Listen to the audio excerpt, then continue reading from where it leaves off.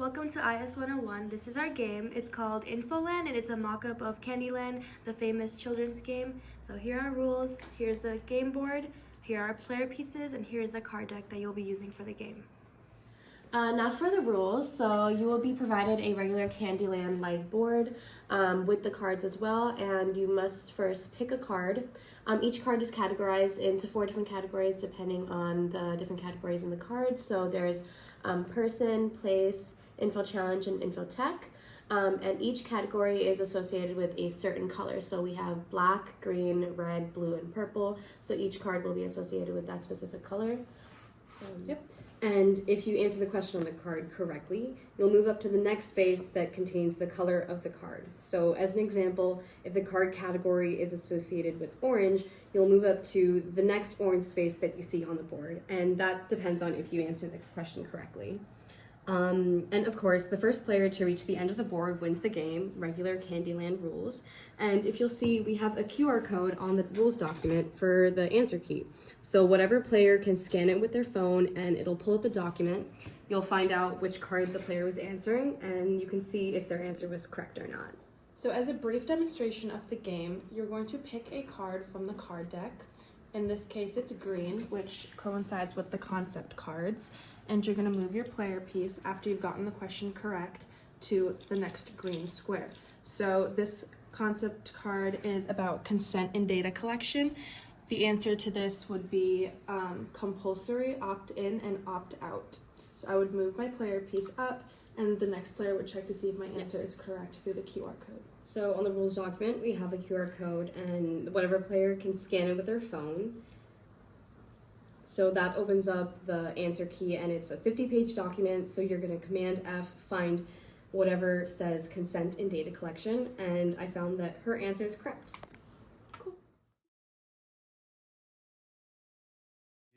You're just getting the question wrong. Exactly. Yeah. Wait, we need one more color. Okay. Are we starting? Yeah, I started. I'll just Oh. Okay. first. I'll go first.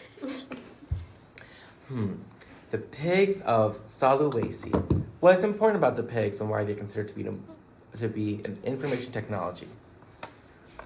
I remember these pigs, they were like in the rock paintings, right?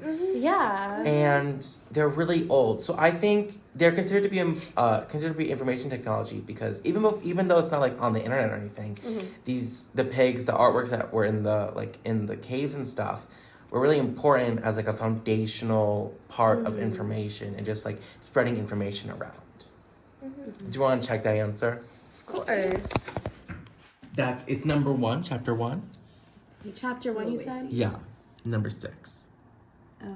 Try Command F-ing pigs of Sulawesi. You're so smart. There it It's is. right there. Why is it important?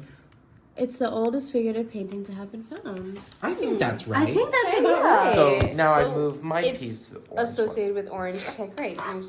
Awesome. Perfect. I'm next. one. Mm-hmm. All right. Okay. Darwin Core. What is the Darwin Core and who supported its development? Okay. I know that Darwin Core is an extension of another kind of core. I'm trying to remember its name. I can't remember right now, but I know it's an extension of a different core, but it specializes in animal biodiversity and species because we know Charles Darwin invented the theory of evolution. So I'm pretty sure that the Darwin Core is a way to classify environmental data and biodiversity data. That's so fascinating. That is so amazing. I Let's think check. that's my answer.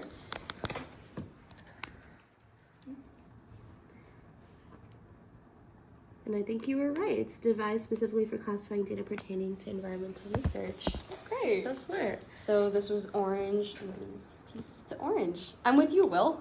Wow. My turn next. Okay.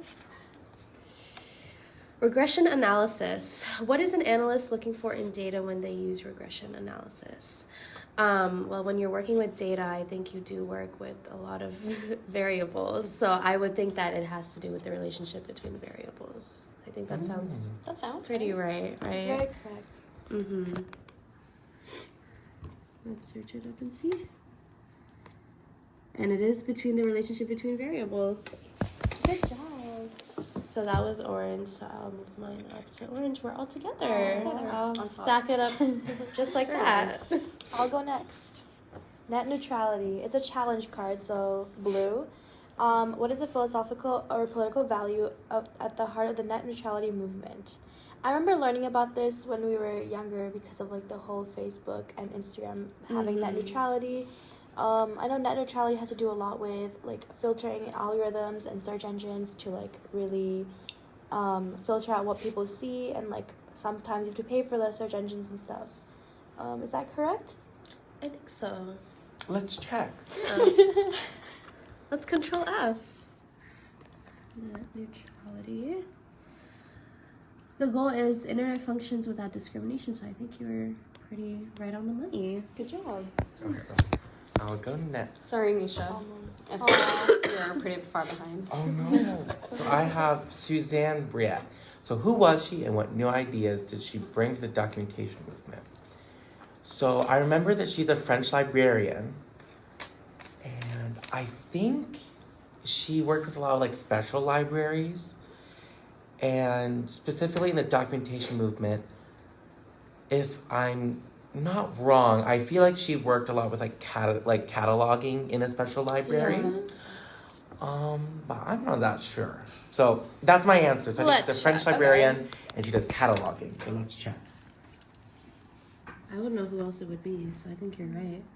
And you are right. She's a French librarian, and she's recognized for cataloging work in special libraries. Let's go. Okay. So I go all the way to pink now. You're right ahead of us. All right. Yeah. Okay.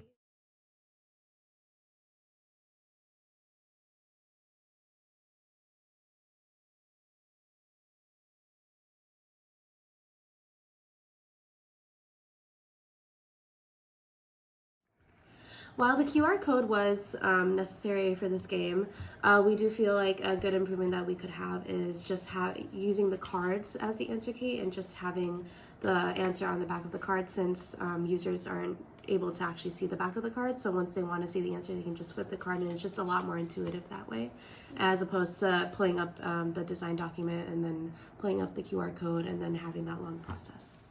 Right, so even though the rules were really simple and straightforward, just like Candyland, we realized that we didn't account for many of the edge cases in this game. Like, for example, what if two players reach the end of the board at the same time? We're going to need a tiebreaker. So in that case, we would just pull out one random card and see which player can answer it first, kind of like a Jeopardy thing, and that would be a good way to end the tiebreaker. So in that way, a good improvement is just making the rules more specific to cases like that. For my part of the project, something that I wanted to change and improve was the size of the player pieces.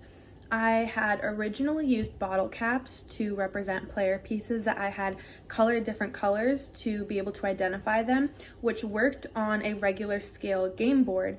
But because the game board that we had printed for our IS Candyland was a little bit smaller, the pieces didn't fit onto the player squares as comfortably. In order to remedy this issue, I could use a 3D printer or a different type of material to fashion player pieces that would fit into the squares better and allow for a more seamless game design and experience. Basically, all we did with the cards is we used the flashcards that we used for the class. And for this game in general, even though they're very like applicable to the class itself, we realized that it would be more beneficial if the cards were smaller, just for like the ease of the game and just how the game is working. It's a very small game, so we're gonna have small cards. And also in regards to the questions themselves, the questions are very general. They just cover a really wide array of topics for the class. So having questions that are more specific to certain topics themselves, I mean just like a general topic, would be really beneficial for the game itself. In the real Candyland, there's many obstacles within the game pieces and the game board, such as like the orange being like to trick players to going all the way to the front, or all the way to the end of the game to finish the game faster. So an improvement I have for our game is to have certain colors be an obstacle for players to gain incentives or trick them into going all the way to the back.